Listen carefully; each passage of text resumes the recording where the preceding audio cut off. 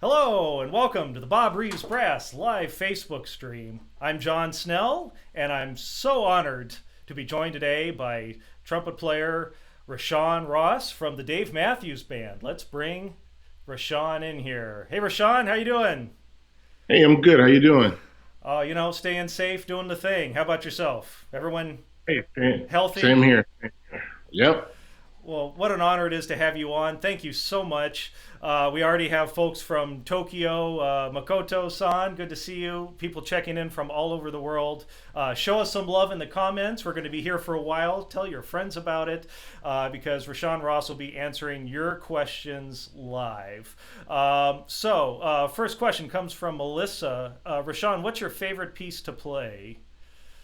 My favorite piece to play. Oh man, that's. Are we just talking in general? um, I don't know. I don't really. I don't know. Does it depend on your mood? I mean, if you had one piece to play for the rest of your life, Girl from Hey, Ipanema, right? I guess I'll be working on Carnival of Venice for a long time. So Yeah. No. Well, so how about you? Do you have a favorite one with the band? favorite one with the band. Maybe Stay. Hmm. Probably. Probably one of my favorite songs to play with the band. Yeah, Yeah. Stay. Yeah. Is there a particular reason? Is it the groove, or is it The what? groove, yeah, the groove, the energy. We get to do a lot in terms of there's improvisation as well as really great horn arrangements in that song. So we get to do it all. It kind of encompasses the whole thing. Hmm. So I like that. Stay. Yeah. Speaking of stay, are you staying safe during the coronavirus? Yes, I am Hmm. going out all masked up and when I have to. So staying really, just doing the thing, staying safe, mostly just practicing the trumpet and working on computers and getting my home recording capabilities up to par here. Hmm. Any projects you can share with us that you're doing, or is it just? Projects. Ooh, well, we did one with Jens Lindemann, Ooh. where we did, I think it was like 30 trumpet players just pay tribute to the healthcare professionals around the world, and it's gotten some legs in Italy and Canada. So that was a cool project. Hmm. Working on another one with Ryan Anthony coming up as well. The Dallas Symphony principal trumpet player who is battling cancer. So we're always there for him. And what else am I doing? I got some stuff coming up for Netflix, but it just depends on when we can all get in the studio at a safe distance from each other to record it. That should be fun. It's going to be a really fun section. Awesome. Well, we have a lot of Dave Matthews Band fans checking in, saying hi. So that's awesome, and a lot of trumpet players. So who'da thunk, right? Oh, Next question comes in from Andrew Davids. Who were your trumpet influences? trumpet influences, I would have to go back to, of course, Louis Armstrong and Clifford Brown. I learned about Louis Armstrong early enough in like music history classes. So that was the thing that got me into the trumpet. And then I heard Clifford Brown play the trumpet, and I was like, holy smokes. So I think Clifford Brown would have to be like the one that said that made me say, I want to do that. So Clifford Brown, Louis Armstrong, obviously Freddie Hubbard. You can't do what we do and not even broach Freddie Hubbard. Freddie Hubbard, and I think Kenny Dorham, and also coming into the newer generation, Nicholas Payton, Hmm. Roy Hargrove, God rest his soul, Sean Jones. Yeah, and those are kind of like my core guys that I really listen to a lot. So as you were growing up, though, I mean, did you want to be a jazz player? Did you want to do everything? Like what were your main inspirations as a youngster? Oh, my main inspiration was I definitely wanted to be a jazz musician, jazz trumpet player. I wanted to do the whole jazz quartet, quintet, small group thing, and that just didn't work out so well for me. So, yeah, you do what you can. Man, I can't keep up with the comments. We got Argentina, Mexico, Germany, the Netherlands. I think I mentioned Thailand already. Of course, everything, all the states checking in. So this is awesome. Show us some love in the comments. Be sure to share this with your friends. And of course, the most important part, if you have a question for Rashawn Ross, ask us here. We'll get through as many of these as we can, right? And as many as you can answer. Have you been playing any new challenging pieces while in quarantine? New challenging pieces. Everything that I'm playing right now has been challenging. I haven't gotten to pieces yet. I'm still trying to figure out how to play the trumpet. So I'm just kind of going back and really, I've been taking a lot of online lessons. And I took 3 lessons a few weeks ago, all in the space of 2 weeks. And just the amount of information that I've gotten from those lessons has really kept me busy. I've been taking lessons with Najee Noordhuis in New York, who has taken over Laurie Frink's studio, who I studied with when I lived in New York City. Alex Pope Norris, also New York trumpeter. And I also took lessons with Mike Tucker, who is the tenor saxophone player. I've known Mike a long time, and he's been a bad boy for a long time, and now he plays with Arturo Sandoval and also teaches at Berkeley. So I've been taking lessons with those guys, and just the information that I've gotten from them for the last 3 weeks to a month, I've just been immersed in just trying to figure that stuff out and how to perform and execute it properly. So no, I haven't gotten into actual pieces yet. Great answer. Great question too, because us at the shop, we started back manufacturing things last week, but I mean, we certainly spent 2 months at home and trying to retool and reinvent ourselves. So, I mean, there's got to do things to stay inspired. Oh man, Dan in the UK. Now, Dan is doing an amazing thing over there teaching, and his program that he's got for youth. I'm honored that he's asking a question. And this one is, Rashawn, what advice would you give to your 20-year-old self? Man, this has always been a tricky question for me because my 20-year-old self acted exactly like a 20-year-old should act. And I was really curious as a 20-year-old. And because of that, I wasn't as disciplined as I should have been.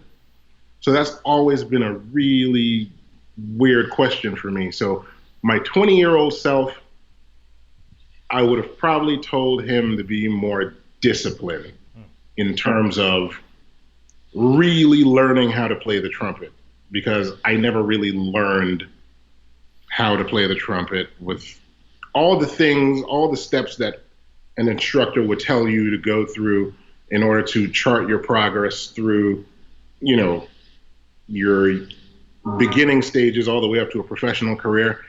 I broke all the rules, and I guess it shows. But it's just, I would tell myself to be more disciplined and practice the fundamentals a heck of a lot more than I actually did, because I was such a blue-collar trumpet player. It was kind of like whatever anybody else needed, whatever this band needed, I was able to fill that void because of being so curious.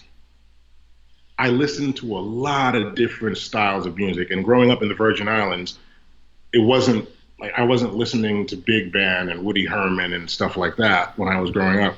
I was listening to Bob Marley and Third World and, a lot of reggae and world music. So, and South African music, a lot of Hugh Masekela. So like, that was what my culture was. So whatever a particular band or ensemble needed in a trumpet player, I was there to fill the void because I listened to so many different things. Whereas my counterparts, when I got to college, they were very regimented and they played the heck out of the horn. And I was like, wow, I am way behind. So my 20-year-old, I had to give my 20-year-old self advice. It would be to be more disciplined. Great answer. Great answer. And always something we can improve on, right? I mean, it's a never-ending story. A lot of people checking in. Show us some love in the comments. Let us know where you're viewing from. I mean, these are difficult times around the world, and it's very inspiring to see folks like Rashawn. And we had Jerry Hay check in. Jerry just did a Q&A last week and was very inspiring for folks checking in from all over the world. Hey, Jerry. He says, hi, Rashawn. Hey, Jerry. I can't wait to the days when we can all do this in person and hang. We got a couple questions about the Dave Matthews Band and the writing. Melissa's asking, hey, from San Francisco, do you write your parts for the songs, or does Dave? How does that work out? Musical democracy. Dave is in charge of the lyrics. Everybody's in charge of what they do, and he just gives me free reign to do whatever I want to do. And so as long as it fits, I would do my stuff and he would come in and he's like, yeah, I like that. And he's like, well, maybe you could be a little more deliberate. And I was like, what the hell does that mean, deliberate? Like, I don't, he was like, no, just be more aggressive with it. Like, he's like, I could tell you're holding back. Like, go exactly where you want to go. So he's a very hands-off, kind of like, he leads by being hands-off and letting everybody be them. So yes, I do.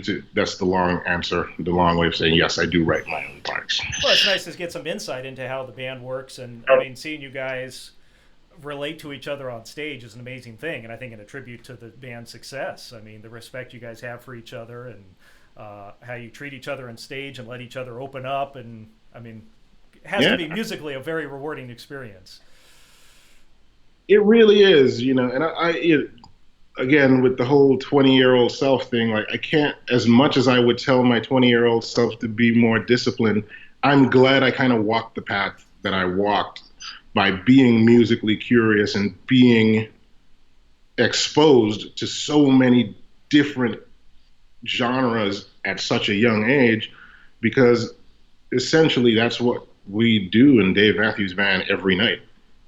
I mean, I don't know many bands that span, all these different genres all in one set.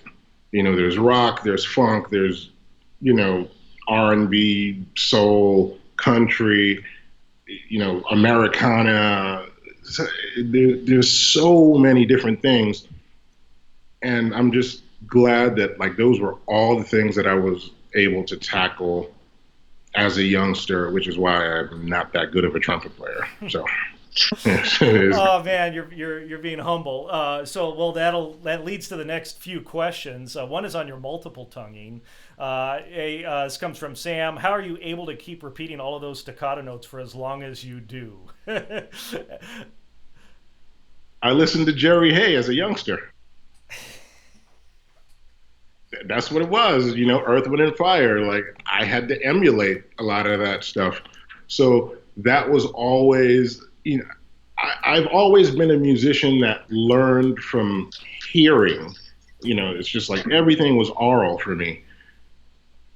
Even to this day, I mean, a lot of what I do, I would say 80% of what I do professionally now, there's really no charts are involved. Like, everything that I've done as a youngster has been like, okay, here's the music, the gig is next week, there's no charts, here's the CD, or here's at that point it was cassette, oh boy, but cassette, CD, here's the music. So there was really no charts growing up in the Virgin Islands. Yes, there were charts. We had concert band, we had jazz band, so yes, there was that. But most of the playing that I did was with older musicians who didn't read. So a lot of the stuff that I did in terms of learning to articulate was basically listening to the recordings. It's like, well, I know I need to make it sound like that. Mm-hmm. And it might not have been the correct thing to do mechanically in terms of this, but as long as I could get through the gig, it was fine. Do what you need to do. Now, so and this is one of those things with trumpet. I mean, everyone wants to talk about the upper register, but I mean, you have an incredible one. Is that something that you had developed? Like how? And let's put it this way: what advice do you have for people that are trying to learn the upper register? What advice do you have for them? A lot of that stuff too is, again, I figured it out. Mechanics be damned. I kind of figured out some stuff, and then when I started to play more professionally, and people were just like, "Yeah, this is what we need," and then and only then I realized that I was doing it wrong. I was incorrect, and I was going to hurt myself, and that's when I started to seek out professional help with, Laurie Frank. And once I got to LA, went directly to Jerry Hay and Gary Grant. And after that, John Faddis. So a mixture of all those things in terms of really trying to get the upper register intact is to really have a hold of the rest of the horn. And that's the one thing that I learned from Jerry Hay and Gary Grant. They had you play the entire horn. John Faddis, his thing was, I want you to take your Arbin exercises and play them up an octave, as soft as you can possibly play them. And that in itself led to control and consistency and really controlling your air, because you have to. He's like, play them slow. You don't have to play them fast. I just need you to be accurate. So that has really helped. And the other thing that actually really helped me was an old friend of mine named Charlie Porter up in Portland. I think he's in Portland now. Charlie, I went and did a gig with Monkestra with John Beasley and Charlie Porter. We picked up some guys in Oregon, and Charlie was one of the trumpet players. And sitting next to Charlie and just hearing him play all over the horn with just dead accuracy, and still turn around and play all the, like, he turned around and was playing like Charlier in the dressing room. And I was like, dude, how are you, like, your sound does not change and your upper register is so, like, it really speaks. And I was like, I really want that in my sound. And he was explaining to me, like, his whole setup in terms of what he does to set his embouchure. And there's actually a YouTube video. He actually does it on a YouTube video. I think it's like the 4-step setup, I think is what it's called. But that has really helped me in the last 2 or 3 years.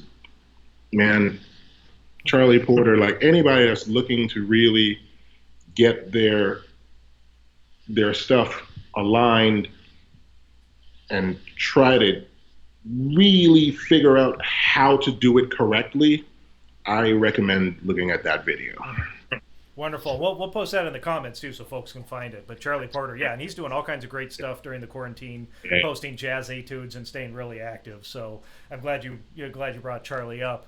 We're going to move back to some Dave Matthews questions. This one comes from Jason. Oh, actually, we got Robin. I wanted to mention is a student of the trumpet and finds your playing very inspiring. And so a little shout out there. Jason's asking, there was a rumor that you were practicing Walk Like a Dinosaur as a cover outro with the Dave Matthews Band.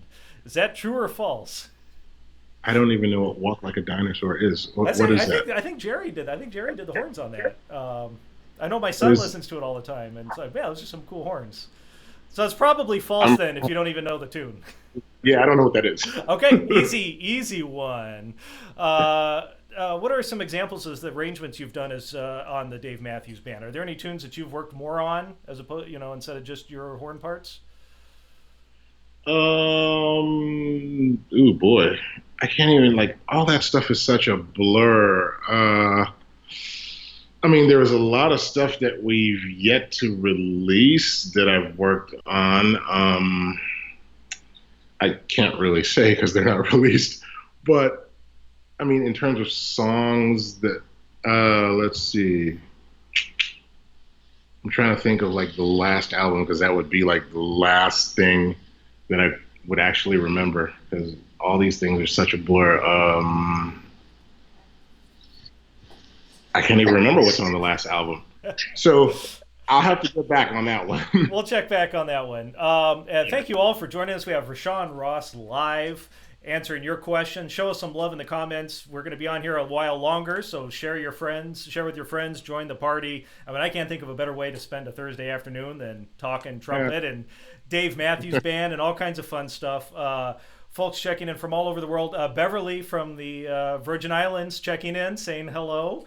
My mother? Is that Monsanto? Oh, is that? That's my mother. Oh, hey, Mom. So we got both of our moms are watching. Hey, Mom. Shout out to all the mothers out there in the world. Where would we be without them? A couple questions on the bass trumpet because you are known to double on that. First of all, any advice for doubling, and what kind of time do you put in practicing? Any advice on doubling? I mean, if you're cool with switching from trumpet mouthpiece to trombone mouthpiece, you know, I mean, Chuck Findlay, that's it, you know, Chuck. But I mean, what kind of time I put in? I definitely don't put in as much time as I should because it's a very specific instrument to some of the songs that we play. And sometimes I don't touch it at all on a show. And then there's numerous times where I would play like the first 3 songs on the bass trumpet and then have to do like a screaming trumpet solo after that. And it's just sabotage. Mm-hmm. So I know practicing the bass trumpet should be a little higher on my priority list so I could kind of bridge the gap between switching, you know, I mean, the Embouchure just is murdered on a trombone mouthpiece, and trying to close that up to then play the trumpet is just, it's hard for me. But, you know, I actually like the bass trumpet. It's a really cool instrument, and I get closer to the trombone player, so it's good. And actually, it brings up, I saw on social media, and we had a question about this, about the mouthpieces you just got. Our buddy Greg Black over on the other coast, right? Can you tell us a little bit about what you got?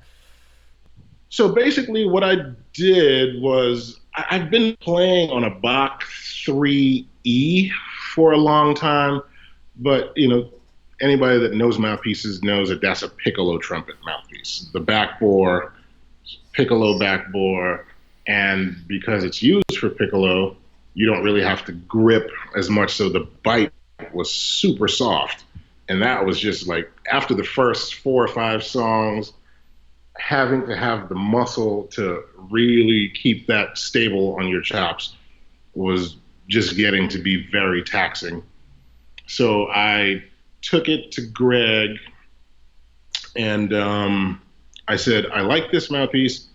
And I said, I like this John Faddis mouthpiece because I went to the last European tour, my mouthpiece was destroyed by a road case, like running over it. And I had to go down to that famous street in Paris where all the music stores at, Rue de Rome, I think.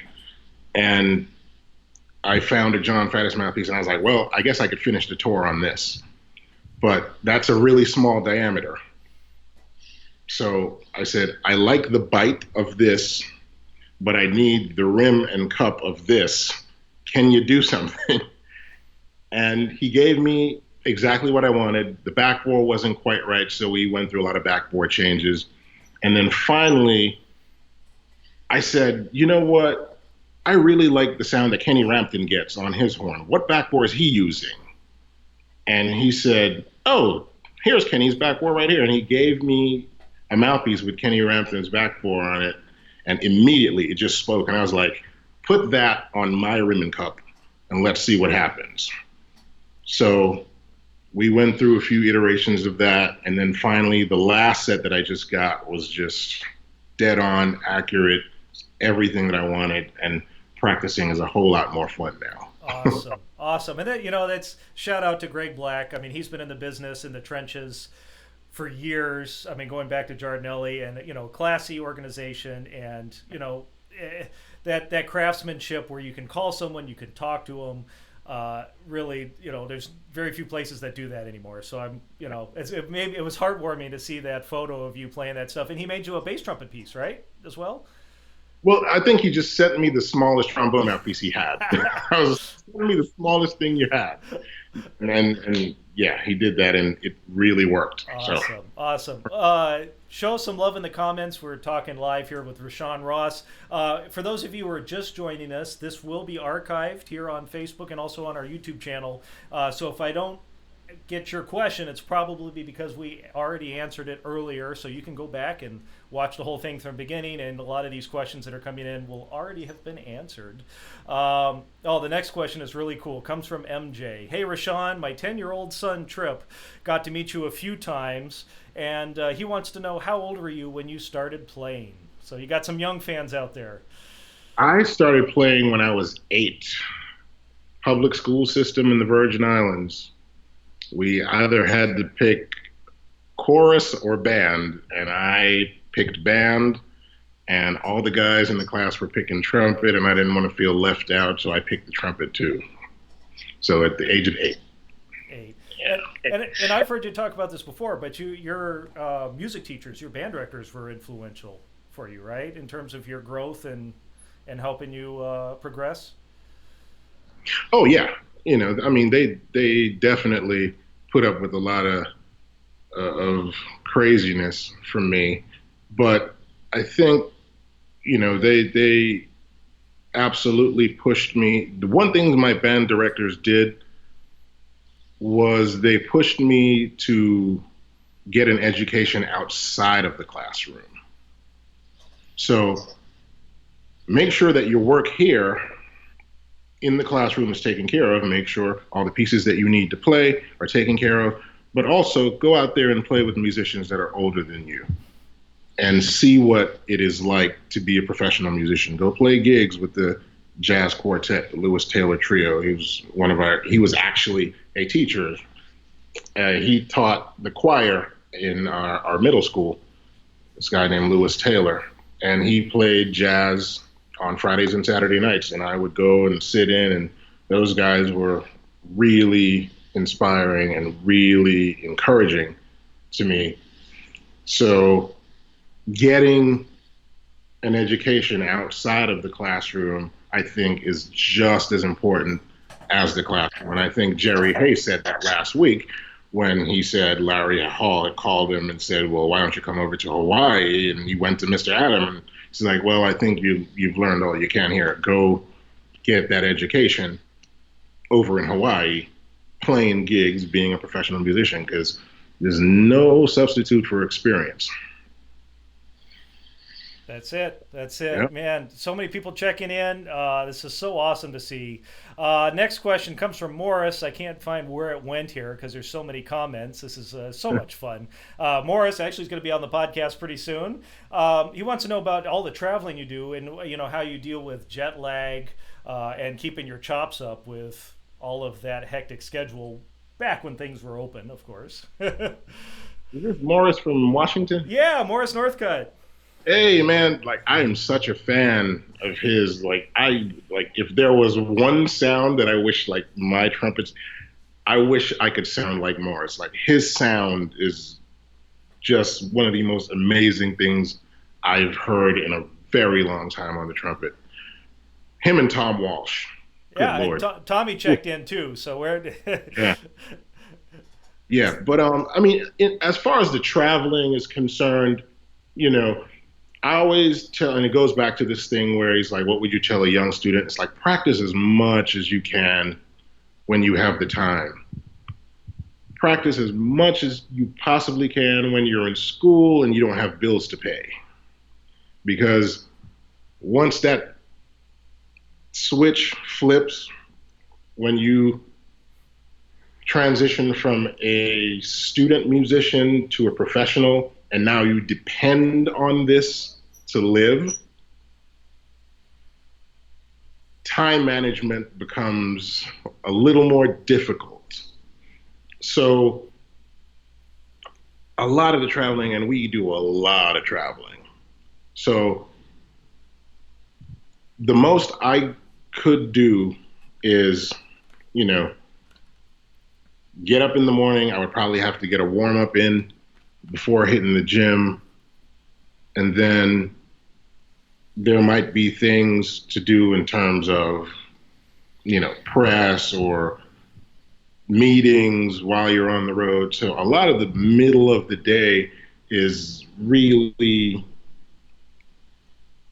work. It's work. We're on tour, so it's work.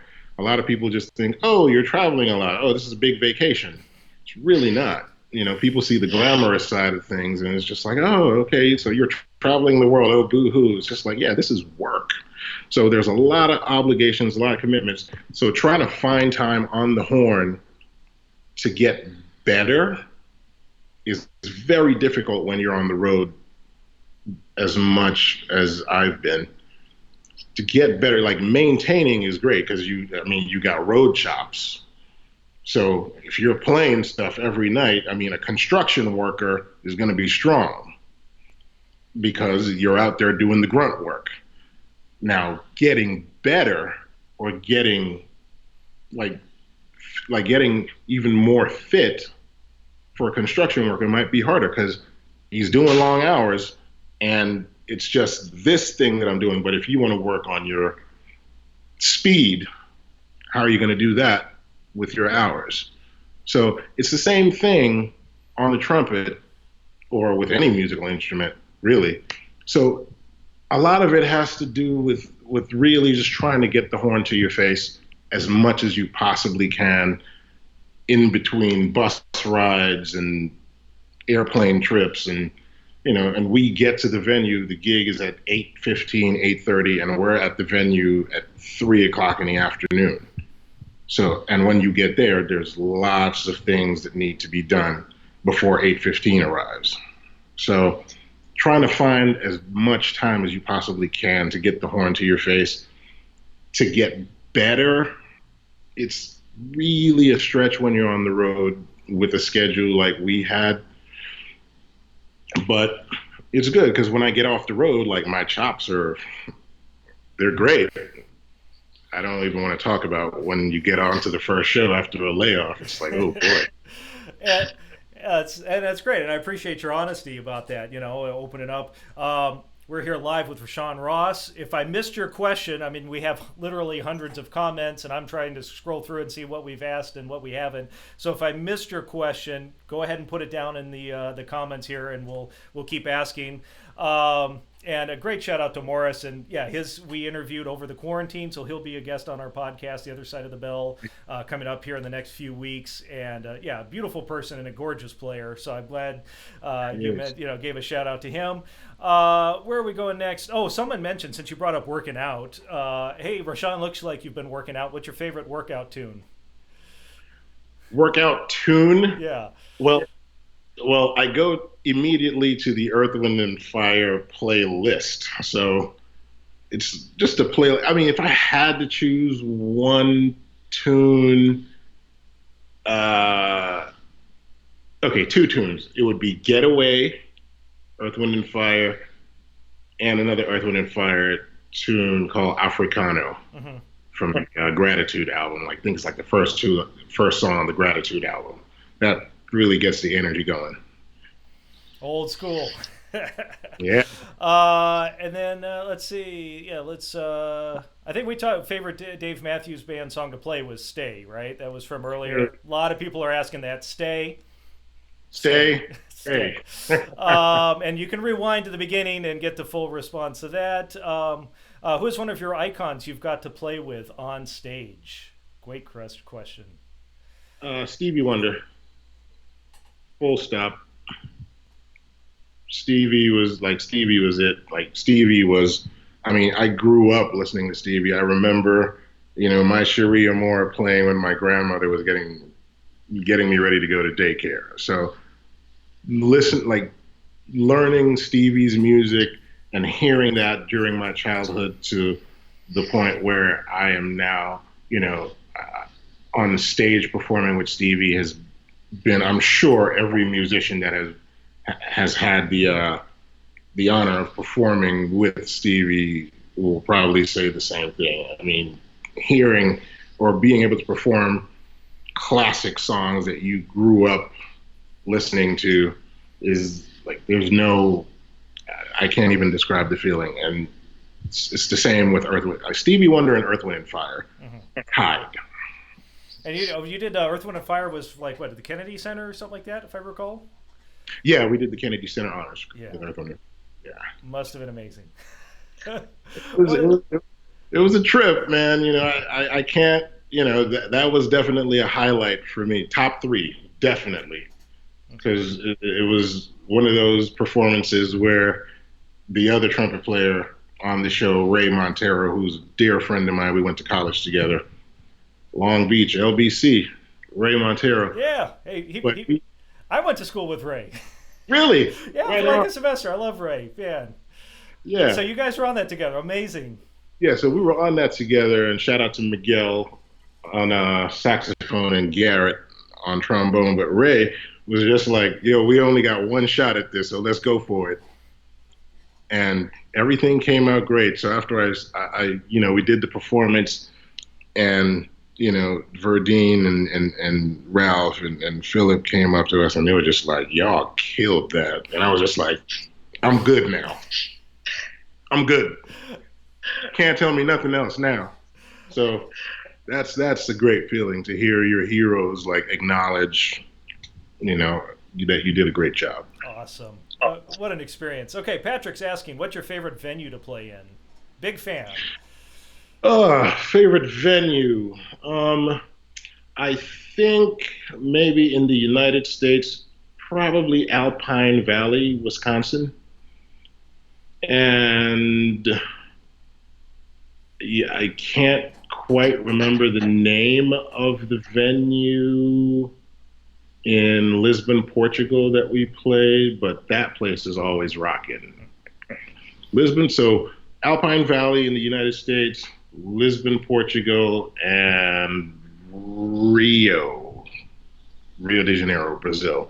Can't remember the actual venues, but audiences in those three places are always bananas to me.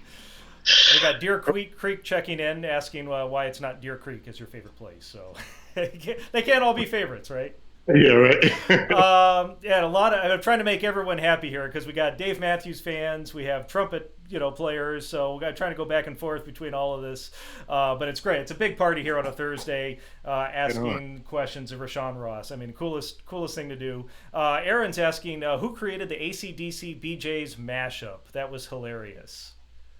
Who created? I don't know. I can't remember who exactly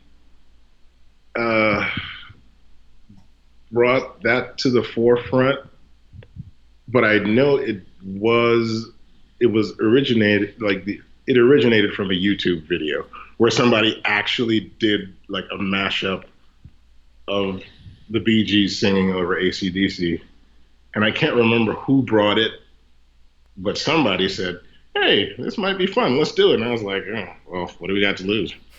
It's fun for us. Why not?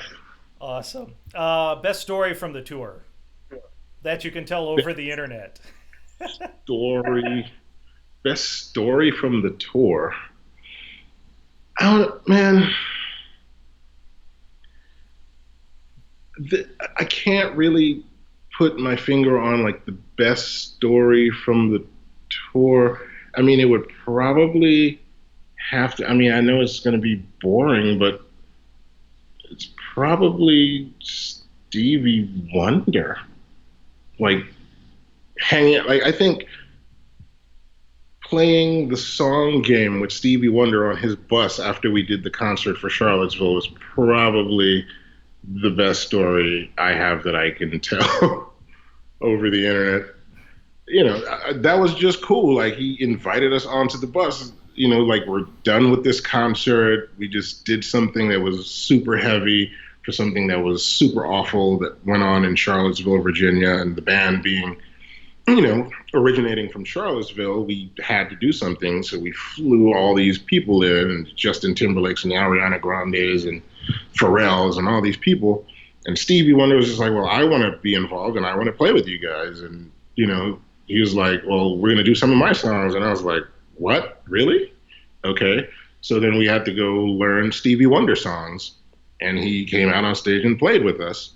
And after the concert's over, I think there might have been like a short meet and greet with the mother of the young lady that was killed during those protests or whatever, and met with her, said hello to her, and we go in the dressing room, and then our tour manager comes in and says, hey, Stevie Wonder wants to hang out, wants to know if you guys want to hang out. And we're just like, what are you talking about? He's like, no, like he's on the bus, like he has his bus. He's like, you want to just come hang out on the bus? So like the entire band goes to Stevie's bus, and he talking and telling stories, and we just played this thing he called the song game, and he's like, the only rule is that you can't sing any Dave Matthews song and you can't sing any Stevie Wonder song. I immediately lost because I started singing Can't Help It, which was a Michael Jackson song. Was on Thriller, but Stevie Wonder wrote it. So he was like, I wrote that one. I was like, what? Really? So I lost. But, I think just that, having that experience, being so candid with the Stevie Wonder was probably the best story I could tell. Sorry if it's not. It's still a good one. Anything that includes Stevie Wonder can't be too bad, right? So you joined the band, what, 2005, right? Yeah, did a bunch of dates in 2005, and I guess that worked out. So they were just like, yeah, so we'd like you to join the band. So officially, I think like my first official, and I'm just like, I just learned this yesterday or 2 days ago. They're just like, yeah, so your first official, like, in the band date was 2006. I was like, oh, okay, I don't know. I just show up. Now, how has the band changed over that time? Like, has it progressed? Has it changed in terms of how you guys play, tour, things like that? Well, I mean, we've always been touring the same, but I mean, a band full of workaholics. So we're, just tell us where the gig is, we'll show up, we'll play. I mean, it's just like, it's really a group of guys that just love to play music. And that's how we just view it. It's like we love to play music. Like nobody is burnt out. I mean, I could remember maybe one or two times where we were burnt out, and we were just like, all right, we need to take a break, step back. And I think we probably did that twice. But, there were other things that were going on in the mix that caused that. So, but now, man, everybody is firing on all cylinders. So, yeah, the band has changed. Obviously, we've had some personnel changes in the past few years. We lost our violin player, and now we have a new keyboard player. So it's a different energy. Like the energy just changed, and I think that's kind of how I got into the band, because Leroy, my old partner in crime, who's the original saxophone player, when he was telling me what his vision for the band was, he was like, yeah, I really like it, like the band is in a really good place, but he's like, I kind of feel like I'm limited as to what I can do as the lone horn player on stage. It's like, I'm just playing a saxophone, and the only time you really hear from me is when it's a saxophone solo. Like, he's like, I want to be able to play parts, and, he's like, so a lot of the stuff is very sensitive musically, but I kind of feel like with you, we can add a little more masculinity to the sound, but you also still have these sensitivities that we can be sensitive together, but you add a certain level of masculinity and power to kick it into that next gear. So I think, that was his vision. And of course, we never really got to get to the full potential of what he wanted to do because he passed away 3 years into that. So, yeah. Yeah.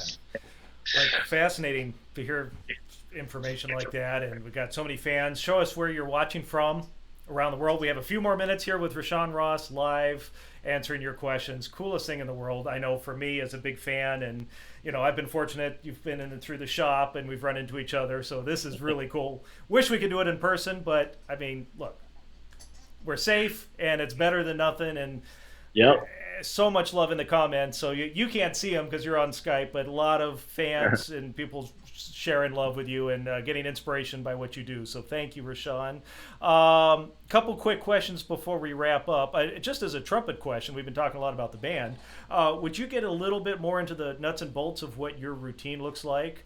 Do you have a regular routine? Does it switch up day to day? It doesn't really switch up day to day. I think like the nucleus of my routine again has to go back to Jerry Hay, Gary Grant, like a lot of the Bill Adams stuff. And I find that what that brings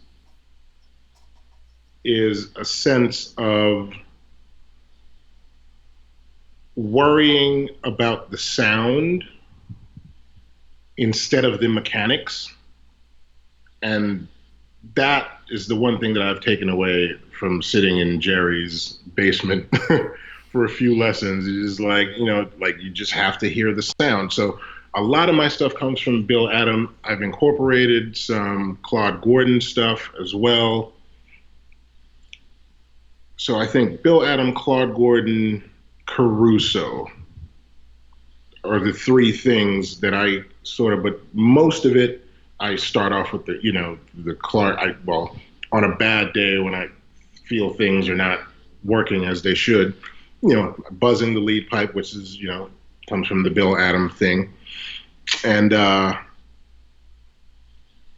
start off with the Clark, number one, the chromatics and the expanding scales and Schlossberg. And then I would move into my the Claude Gordon stuff, which takes me all the way down into the pedals and gets me playing, the arpeggios all the way up to the double high Cs and stuff like that. So, and then with the Caruso stuff, the 6 notes, got to be careful with that because you can become a little too muscle bound and lose flexibility, but it's great for building corners and endurance. So a lot of that stuff, like those are the three main things that I try to hit every day.